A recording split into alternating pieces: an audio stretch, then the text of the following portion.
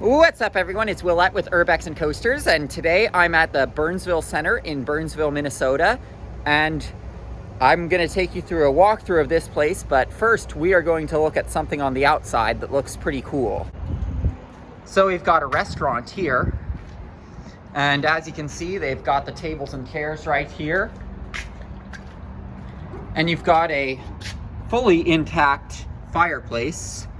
I imagine if you try to turn on the gas, because look, this is a gas fireplace, not a wood one. These wood pieces are stone, they're not real wood. I wonder if you would try to turn that on, if it would work. Like, look, it's supposedly on in terms of this, because this is going to be your switch for the fireplace. And look at all this. You've still got cords just completely left behind out here. Oh, it looks like this was a Lucky's.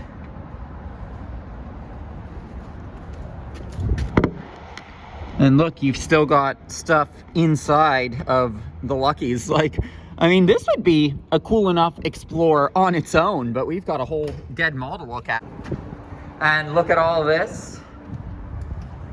Look, we've still got stuff on the board. Look at all that. Alrighty, and here we've got our directory. So, I believe JCPenney is still here, and Dick's Sporting Goods is still here. This looks like it would be something that's still here. I believe from looking online, Macy's has since closed.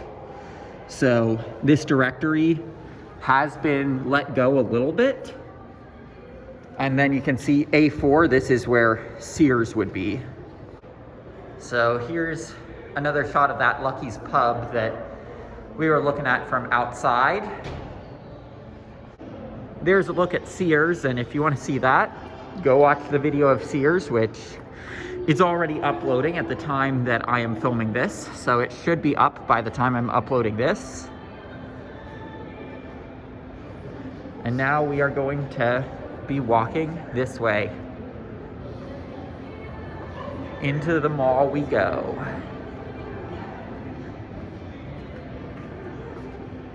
Like, look, we've got everything here. Look, the popcorn place is still open, in spite of everything around it being closed. Ooh, it's nice to see that the escalators are still working. I mean, it's a common dead mall trope that the escalators are turned off. All right, look at this. We've got a rail line. This is probably a light rail transportation that's a picture of, so that's pretty cool. Got some kiosks being stored in here. And then we've got a facade here. You know, as a Californian, that type of roofing is very familiar to me. As always, we got to see if that does anything. Look in there.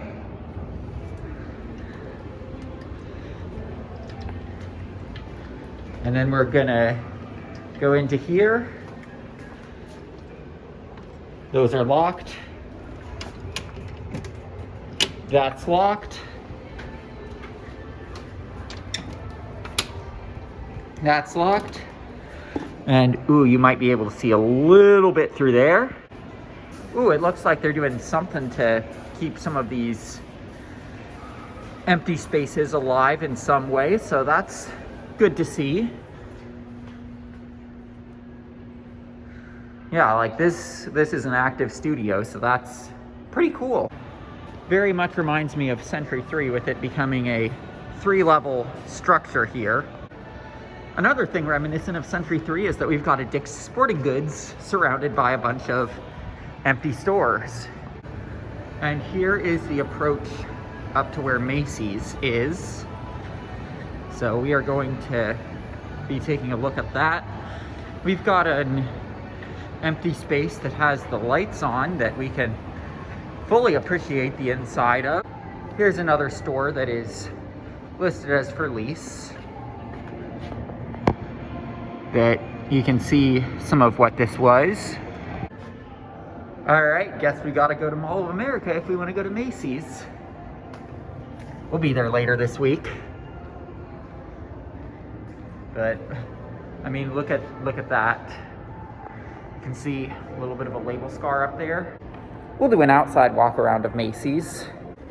Haven't done it yet, but it's going to get done.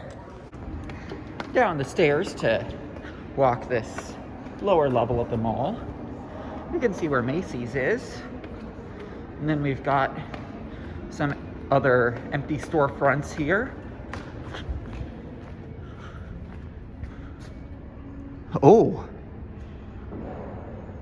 this is cool. It's got the neon still on. I mean, I imagine this is not fully abandoned. This is being used as like a party room. Party in a dead mall. Sounds like exactly something I would do. Gonna guess this location has had its animatronics replaced by a dance floor, judging by that logo, but we'll take a look. And yeah, it's a dance floor, unfortunately. But you know, look at this napkin. You've got the old logo for Chuck E. Cheese right there.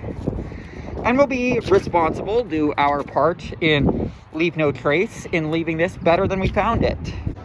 Here's a look here at the lower level of the mall. Most of this mall is 2 floors, but there are parts of it that are 3 floors. We are, of course, going to try the elevator because, you know, you've got to do that in one of these dead malls. A model train store in a dead mall. They know their audience. They know that neurodiverse people love dead malls. If you need any more similarities to Century 3, towards the end of their days there, they had an arcade in there, and look at this. This one doesn't have prizes though. I wonder how much of the food court is a real food court at this point.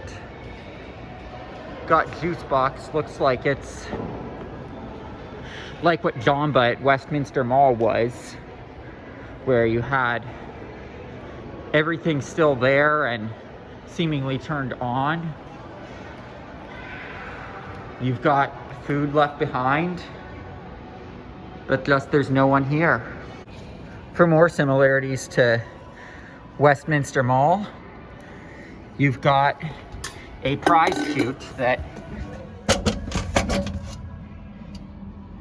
doesn't actually open up. I know from watching that Bright Sun Films video about Westminster Mall that that place went big on when it was actually abandoned and not just a dead mall. But if you want to see video of it when it was just a dead mall, go watch my video of it. Looks like the food court is actually the most alive portion of this mall. And then we've got JCPenney's here. I'm not going to show a picture of it because there are kids playing in it. Actually, I will of this thing because there aren't any kids playing on it.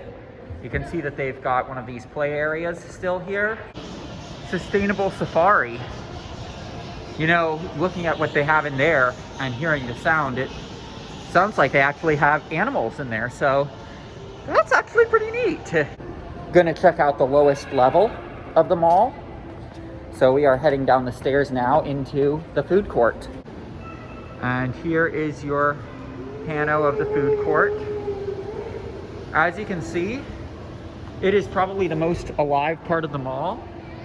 You can see that there's even stuff that's labeled as coming soon. Unfortunately, they do have a rope here to stop you from going in, but we've got a mini golf here. It looks like a glow golf, similar to what parts of that Pirates golf at the Santa Cruz Boardwalk are, similar to what Century 3 used to have way back in the day. And here I'll give you a full pano of the artwork that's in here.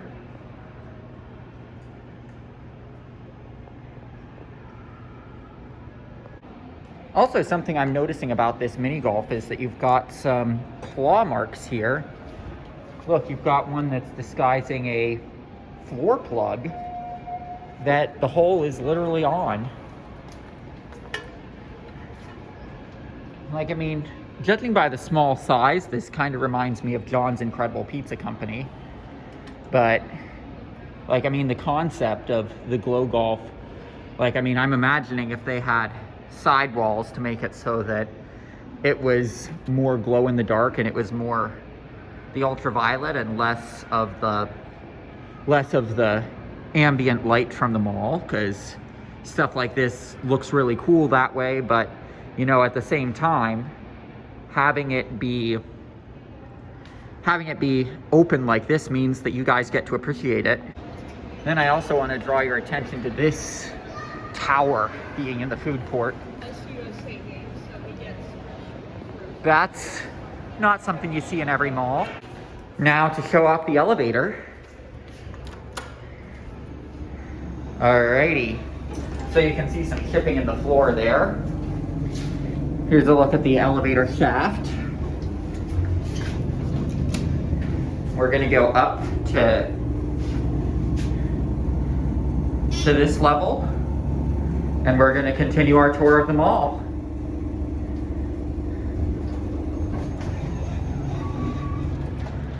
And then we've got another directory right here. And now we are heading back towards Sears. Got a cotton candy machine. I will not be trying that as a health foodie. Got some games just sitting here.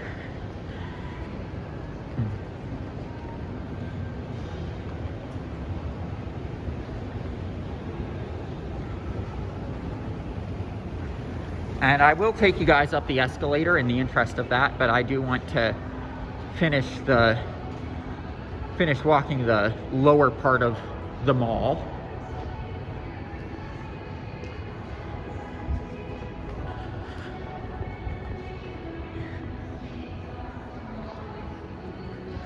Definitely seems like there are a lot of mall walkers here, because I mean, this is Minnesota, and like, I mean, as a California girly, I'm wearing a jacket inside, if that tells you anything.